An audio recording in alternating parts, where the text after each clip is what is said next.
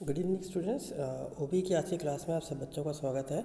जैसा आप सभी को पता है कि हम यूनिट नंबर 5 पढ़ रहे थे, इसके अंदर हम ऑर्गेनाइजेशन प्रोसेस, चेंज, इनोवेशन और इमर्जिंग एस्पेक्ट की बात कर रहे थे। तो लास्ट लेक्चर में जो अपन ने पढ़ा था वो था कि चेंज होता क्या है और उसको कैसे ओवरकम कर सकते हैं और लोग या एम्प्लॉयज़ रेजिस्ट क्यों करते हैं चेंज के लिए। आज जो अपन बात करेंगे वो करेंगे ऑर्गेनाइजेशनल कल्चर की।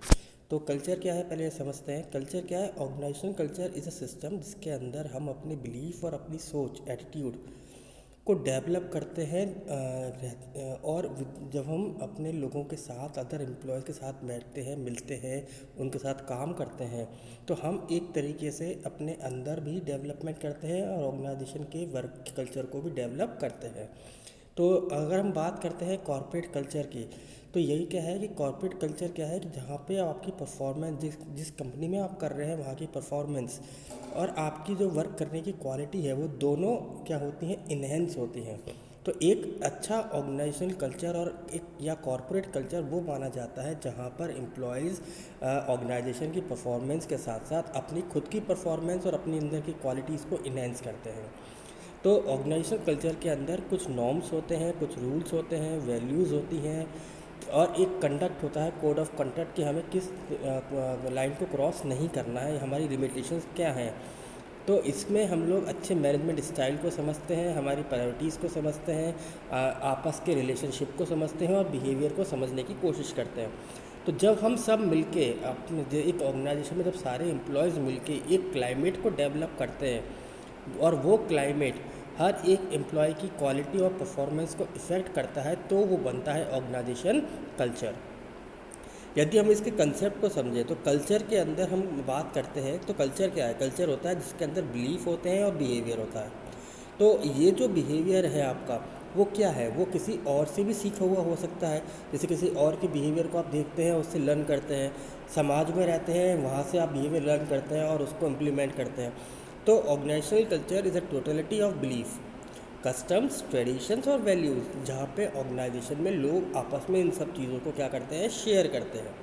ऐसे ही जो ऑर्गेनाइजेशनल कल्चर होता है वो इस बात पे रहता है कि आप अपने जो भी आपके बिलीफ है, जो आपका एटीट्यूड है, जो आपकी बिहेवियर है, वो आप क्या करें, अदर लोगों के साथ शेयर करें ताकि आप की जो भी अच्छी बातें हैं वो लोग सीखें और जो उनमें अच्छी चीज़ें हैं वो आप सीखें। तो ये जो नॉर्म्स और वैल्यूज़ हैं ये एक तरीके से गाइडलाइंस है किसी भी एम्प्लॉयज़ के लिए कि आपको किसी ऑर्गेनाइजेशन में कैसे बिहेव करना चाहिए। अगर हम नेचर की बात करते हैं तो किसी भी एक इंडिविजुअल पर्सन की तरह ऑर्गेनाइजेशन की एक खुद की एक ओन पर्सनैलिटी है। हमने पर्सनैलिटी पढ़ा है पहले के लेक्चर में। तो जैसे हर पर्सन की एक यूनिकनेस होती है, ऐसे ही हर एक ऑर्गेनाइजेशन की भी यूनिकनेस होती है। ये जो पर्सनैलिटी है ऑर्गेनाइजेशन की, ये डिफाइन करती है उसके इंटरनल एनवायरनमेंट को कि वहाँ पे इंटरनली लोग काम कैसे करते हैं, कैसे वो लोग चीज़ों को सीखते हैं और उसको इम्प्लीमेंट करने की कोशिश करते हैं। और ये जो पर्सनैलिटी है हर ऑर्गेनाइजेशन की दूसरी ऑर्गेनाइजेशन से अलग अलग होंगे। तो ये जो क्लाइमेट बनता है, कल्चर बनता है, ये एम्प्लॉयज़ से बनता है। तो किसी कंपनी में, ऑर्गेनाइजेशन में एम्प्लॉयज़ का अलग कल्चर है, किसी ऑर्गेनाइजेशन में एम्प्लॉयज़ का कल्चर अलग अलग है। तो ये जो है टाइम के अकॉर्डिंग कभी कभार फ्लेक्सिबल और स्टेबल दोनों रह सकता है। तो इसके अंदर हम जो पढ़ रहे हैं वो यह है कि जो आपके नॉर्म्स हैं, आपकी एटीट्यूड और बिहेवियर, ये सबसे ज़्यादा इन्फ्लुएंस डालते हैं इन द ऑर्गेनाइजेशन कल्चर। यदि हम स्टीफन पी रॉबिन्सन की बात करते हैं sorry, organisation culture is a relatively uniform perception और इसके अंदर कुछ कॉमन कैरेक्टरिस्टिक्स हैं और वो काफ़ी ब्रॉड है सॉरी, बट इसी ब्रॉडनेस की वजह से ये जो पर्सनैलिटी है ना, ये जो कैरेक्टरिस्टिक्स है और ये यूनिकनेस है, ये अलग अलग है हर ऑर्गेनाइजेशन की अपने आपस में। और इसके अंदर हम क्लब करते हैं किसको, इंडिविजुअल्स को, ग्रुप्स को और ऑर्गेनाइजेशन के स्ट्रक्चर को विद सिस्टम, कैसे आप लोग काम कर रहे हैं। तो हर एक ऑर्गेनाइजेशन का अपना एक कल्चर है जो कि आपके बिहेवियर से इन्फ्लुएंस होता है, कैसे आप सोच रखते हैं, कैसे आप उसको इम्प्लीमेंट करते हैं। यदि हम एलिमेंट की बात करें तो सबसे पहला पॉइंट आता है इंडिविजुअल ऑटोनोमी। यदि हम इंडिविजुअल है और तो हमारी रेस्पॉन्सिबिलिटीज़ हैं, हमारे पास कुछ फ्रीडम भी है, तो हमारे पास कुछ अपॉर्चुनिटीज़ भी हैं। तो यहाँ पे बीइंग एज ए इंडिविजुअल हमें ये समझना होगा कि अगर आप ऑर्गेनाइजेशन में काम कर रहे हैं और कल्चर को डेवलप कर रहे हैं तो आपके पास भी उतनी ही अपॉर्चुनिटीज़ हैं और आपकी उतनी ही ड्यूटीज़ एंड रेस्पॉन्सिबिलिटीज़ भी हैं। ऐसे ही स्ट्रक्चर इस एलिमेंट में क्या है कि ऑर्गेनाइजेशन के अंदर ऑब्जेक्टिव्स होते हैं, परफॉर्मेंस एक्सपेक्टेशन होती हैं और अथॉरिटी होती हैं।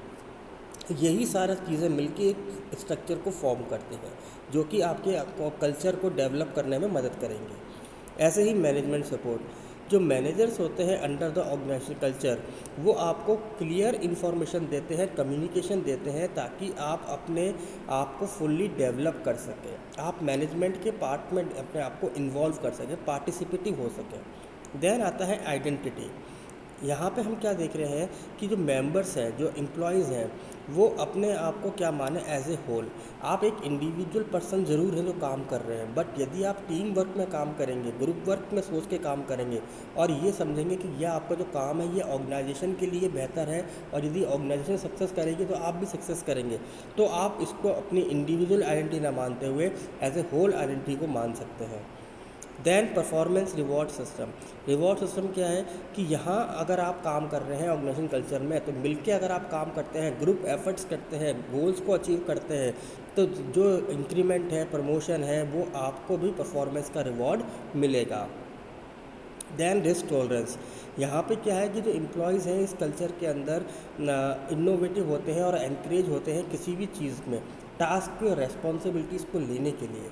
यदि ये कल्चर आपकी ऑर्गेनाइजेशन में डेवलप होगा तो एम्प्लॉयज़ खुद आगे बढ़ के अपने आप की रेस्पॉन्सिबिलिटी सिलेक्ट करेंगे और टास्क को लेना चाहेंगे। यदि हम रोल्स की बात करें, क्या है रोल, कौन कौन सी कंडीशन है जो कि इस चीज़ को इफ़ेक्ट डालती है, तो हर एक ऑर्गेनाइजेशन देखिए अपने कल्चर से पहचानी जाती है। और अगर हम पीपल्स की बात करें तो वो भी आपके कल्चर से ही पहचाने जाते हैं।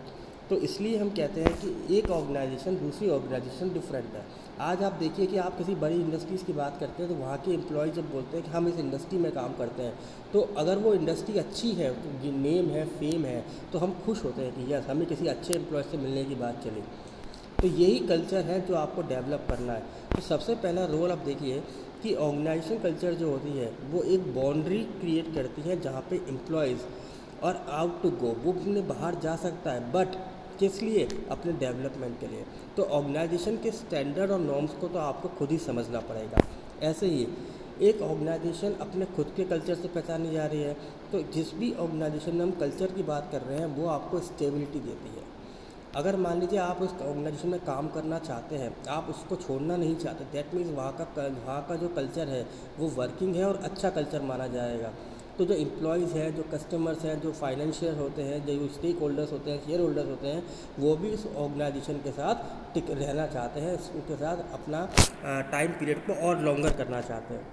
अगर हम समाज की बात करें, ऑर्गेनाइजेशन कल्चर क्या है, आपको एक सोशल रिकॉग्निशन भी दे रहा है जहाँ पे आप अपनी ऑर्गेनाइजेशन को ग्रो कर सकते हैं। ऐसे ही जो ऑर्गेनाइजेशन कल्चर है वो एक ऐसा मोटिवेटर भी है जो आपको गाइड कर रहा है और एम्प्लॉयज़ को उनकी लिमिट बता रहा है कि आपको कितना काम करना है। यदि एम्प्लॉयज़ आपके सेटिस्फाइड है तो वो ज़्यादा एंथुजियाज्म के साथ काम करेंगे और अपनी परफॉर्मेंस को इन्हेंस करते हुए चलेंगे। यदि हम उनके एटीट्यूड और बिहेवियर की बात करें तो एम्प्लॉयज़ क्या है कि अपने अचीवमेंट से अपनी चीज़ों को सीखते हैं। यदि आपने कोई काम किया और ऑर्गेनाइजेशन ने आपको रिवॉर्ड दिया तो नेक्स्ट टाइम और ज़्यादा मेहनत करना चाहेंगे, तो ये भी एक अच्छे ऑर्गेनाइजेशन कल्चर की कोई रिप्रेजेंट कर रहा है। ऐसे ही जो एक कल्चर है ऑर्गेनाइजेशन का वो आपके अंदर एक पॉजिटिव एटीट्यूड भी डेवलप करता है और आपको ये सिखाता है कि यदि आपका अच्छा बिहेवियर है तो कैसे आप अपनी ऑर्गेनाइजेशन को और अच्छा डेवलप कर सकते हैं। और एक स्ट्रॉन्ग कल्चर आपकी परफॉर्मेंस को भी स्ट्रॉन्ग करता है क्योंकि कल्चर ही सिखाएगा कि आपको कितना काम करना है। यदि आपकी ऑर्गेनाइजेशन में सभी लोग अपने टास्क को फुलफ़िल करना चाहते हैं तो आपके अंदर खुद सेल्फ कॉन्फिडेंस आएगा कि आप भी खुद आगे बढ़ के अपने टास्क को कंप्लीट करें। तो यही आज का टॉपिक था बच्चों।